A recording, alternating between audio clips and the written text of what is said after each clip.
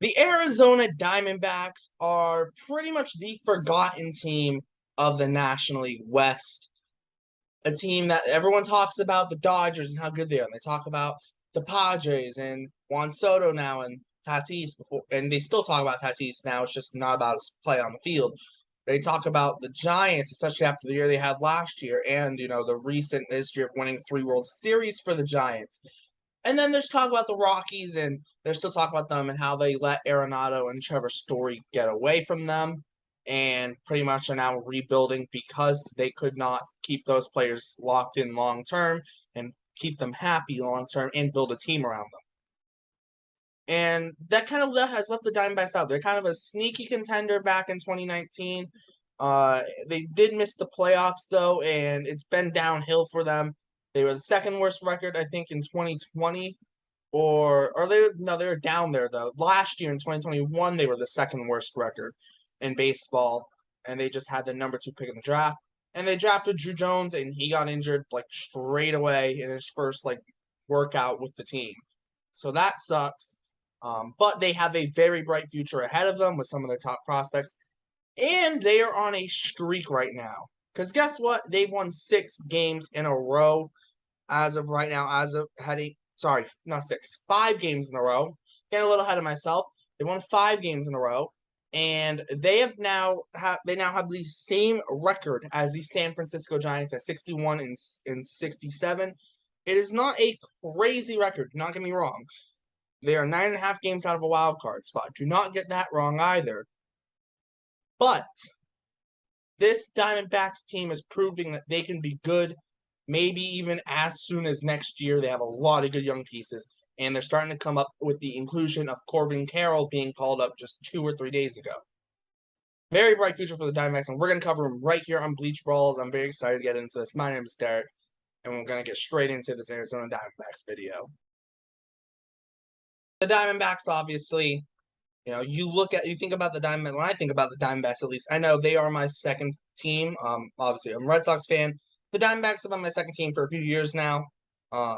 And I think about the Diamondbacks. I think of a team that's just underappreciated in general. And they've been doing a lot of work. They've developed some good players, and they have a pretty solid farm system. Corbin Carroll just got called up. I know Alek Thomas used to be a prospect. He's not anymore, but he was a good prospect. They just got Drew Jones from the draft. They have Jordan Lawler, a first-round pick from the 2020 draft. No, the 2021 draft with the 6th pick. Those are their top 3 prospects: Carroll, Jones, and Lawler. And then they have some other good prospects. Not going to go through the whole list, obviously, but they do have some good prospects coming through the system. But they also have a very underrated MLB team, and we're seeing a lot of it this year. And I'm gonna start with some going through their MLB team right now. At the catcher spot, you have Carson Kelly, who not an amazing player, but he's solid. He'll hold it down for you, do what he needs to do. They also have Dalton Varsho, who catches sometimes plays some outfield, very versatile, very young as well, a former top prospect. They have Christian Walker, who's having an amazing season again, finally, after I think it was 2019 was his last really good year. Ketel Marte, my favorite non-Red Sox player in all of baseball. I love Ketel Marte. He is probably the best player on this team and one of the most underrated players in baseball, in my opinion. A doubles machine. He's battled some injuries recently, though, so that hasn't necessarily helped him. But he's very good. Josh Rojas, another one of my favorite non-Red Sox players. He's very underrated as well, and he can move all over the field. He's not the greatest defensively, but he can do it. He's playing a lot of third base this year. They do have Nick Ahmed. I'm pretty sure he's injured right now, which has put in Geraldo Perdomo playing a lot of shortstop. Not great, but he's young. He's young, that's the thing. And Nick Ahmed is a solid veteran. And then you start looking at their outfield, and you start looking at the young guys have Jake McCarthy, a young outfielder in just over 200 passes here in the big league levels, hitting 288. You look at Alek Thomas, another young outfielder, 326 at bats, 248. Nothing crazy, but he's young. And then you also now add in Corbin Carroll in his first 2 games. 300 average, he's 3 for 10, and he's got 5 RBIs. He hit a massive a 2-run double, a 439-foot 2-run double. Ball, only park it wouldn't have been a home run in is Chase Field, and what do you know? Playing at Chase Field because that's the home stadium for the Diamondbacks. Uh, they they signed Jordan Lip. They got Jordan Luplow. I think I don't think they signed. I think they traded for him. They just have a team that's very underrated. And they have some solid pitching as well. Obviously, Bumgarner hasn't been great for him. Zach Davies is all right. He's. I mean, I should probably say he's better than all right. When I think about it, over his career, he's been all right. 4.11 career ERA, but he's up to 3.82 ERA this year. That's solid. Zac Gallen has taken a massive step this year, a 2.53 ERA this year in 25 starts. Yeah, you go to look at Merrill Kelly, a 2.97 ERA. That's a massive step for him. He's at a 2.97 ERA this year in 26 starts. Joe Mantiply out of their bullpen with a 2.65 ERA in 57 appearances. Mark Melancon has not been great for them at the back of the bullpen, let's not lie. They do have some holes still to fill, but do you see like the pieces starting to come together with this Diamondbacks team? And like I've gone through most of their team, but that's like those are the pieces, and they just gotta build around them. They have money to spend in free agency if they need to. They're not gonna go out and break the bank and like sign 10 guys. They're not. But they can go out and get a pretty decent free agent for them if they need to. It would probably be honestly a pitcher if they did go out and get a free agent. Let's be honest. The Bumgarner acquisition hasn't really worked for them well, but that Diamondbacks team has such a bright future, and they're getting better, and they in this recent 5-win streak, and they're playing the Phillies. They're in a wild card spot, and the Phillies went up 7-0 in the first, and a couple days ago. The Phillies went up 7-0 after 3 innings. Or it was after 3 1/3 inning. Not 3, 3.5 innings. Going into the bottom of the fourth, everyone's like, all right, well, Diamondbacks just getting blown out.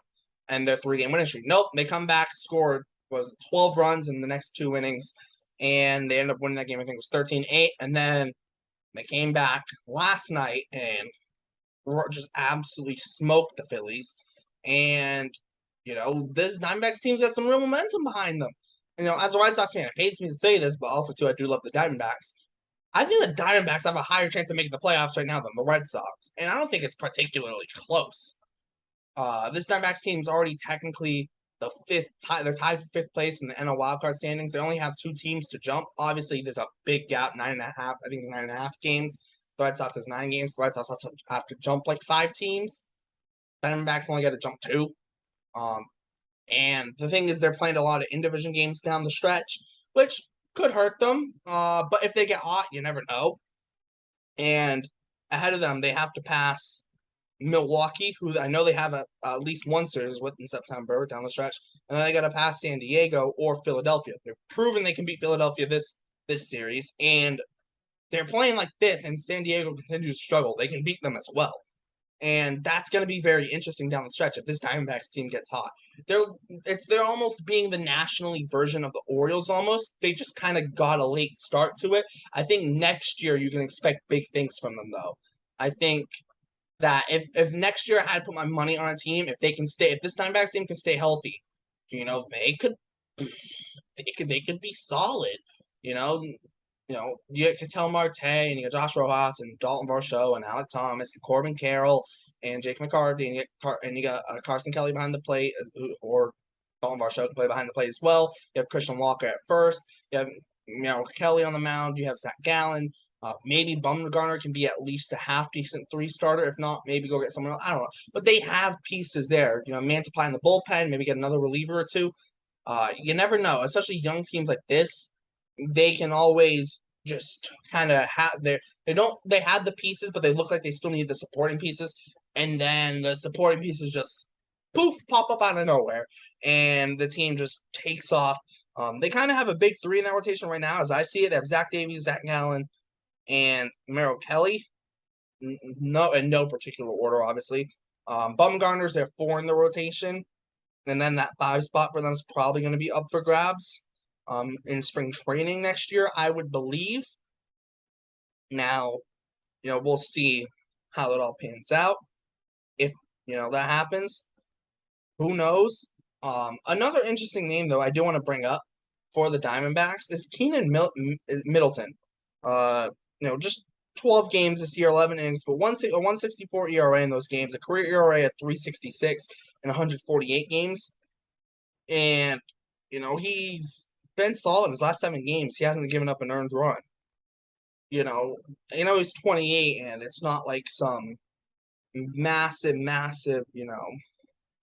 like player, but maybe that's a middle reliever, and that's boom, another bullpen piece. You have Mantiply, who's probably I see him more as a setup guy. They still need a closer. Melanson's not the answer in that back end, but like the Diamondbacks, they're getting there, and for Diamondbacks, they did trade away David Peralta, who's been the face of their franchise, and they traded him to the Rays, who's on an expiring deal, but to me, I know the Diamondbacks haven't been my team my whole life or whatever, but they are my second team, not my main team.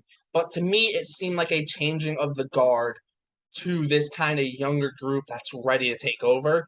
And it's almost like the Orioles in a sense trading Trey Mancini, just saying, Mancini, you've been great for us, but we need to move on and get to this very young core that we're very excited about. It feels a little bit like that. Obviously, Mancini was still there as they were getting good, and then they kind of shipped him off this year while they were getting good. Whereas Peralta, they're shipping him off before they get good. But who knows? Maybe they make a run and get in a little bit of playoff contention at the end of September. You never know what can happen. I'm not saying it's likely, but the Diamondbacks are a team that are exciting. They're young and they're worth watching down the stretch to see how they play. They got a lot of games against the Dodgers, against the Giants, against the Padres. They got a couple series against Milwaukee as well. They're going to be a team worth watching. They have one more game with Philadelphia tonight. If you're watching this, the day it's uploaded on the 31st of September. Then they have a 4-game series with Milwaukee, 3 games against San Diego, 3 against Colorado, 3 against LA, 4 against San Diego, 5 against the Dodgers, 3 against San Francisco, 2 against Houston, 3 against San Francisco, 3 against Milwaukee. It's a very, very hard schedule down the stretch for the Diamondbacks. But if they get hot and the teams they play, especially in the division, get cold, you never know what can happen. And it's going to be a good test heading into next season as well for the young core now that they're all up in the big leagues. I think that's what's going to be exciting to see as well. How does that pan out? You look at the Diamondbacks and the lineup they just rolled out against Aaron Nola. Josh Rojas and leadoff, Jake McCarthy, Ketel Marte, Christian Walker, Dalton Varsho, Corbin Carroll, Alek Thomas, Carson Geraldo Perdomo. That is a solid lineup. Like, that's a solid lineup. And the night before, they had Carson Kelly in leadoff spot, and then Josh Rojas, Ketel Marte, Christian Walker. They had Emmanuel Rivera, Stone Garrett, Jake McCarthy, Corbin Carroll, Geraldo Perdomo. But I think the lineup last night's more going to be their kind of go-to lineup with Rojas in leadoff, McCarthy second. There's something like that. Ketel Marte in third, Walker fourth, Varsho, Carroll, Thomas, Kelly, and Perdomo. This is a very big test for this Diamondbacks team heading into next year. I'm excited to see it. I feel like this team could be the surprise team of 2023, the Diamondbacks. And it's very exciting. And also, too, they could have even more prospects in play next year in 2023. Brandon Pfaadt, I don't know how you pronounce it. 3.96 ERA this year between A-ball and AAA. And Double A and Triple A. He's 23. He could maybe look at the big leagues next year. Blake Walston, he's in Double A, left-handed pitcher, in Double A for the Diamondbacks. He's 21. Maybe could look at the big leagues next year. Maybe not. We'll see. He does have a 5 ERA this year, so not great. But you never know. Maybe he has a massive year next year. And that's just from the pitching side. They have some guys. I'm not going to go through the whole system, but those are kind of like the main guys who are kind of coming through their system and getting close to the big leagues. And especially on the pitching side, they seem like they have a decent crop of guys. There's no super high-level pitching guys, like super-duper high-level pitching guys in their system, but it seems like they have a decent amount of guys getting close, and I think that's a big, big thing for them. And, they have 4 top 100 prospects according to MLB Pipeline. And,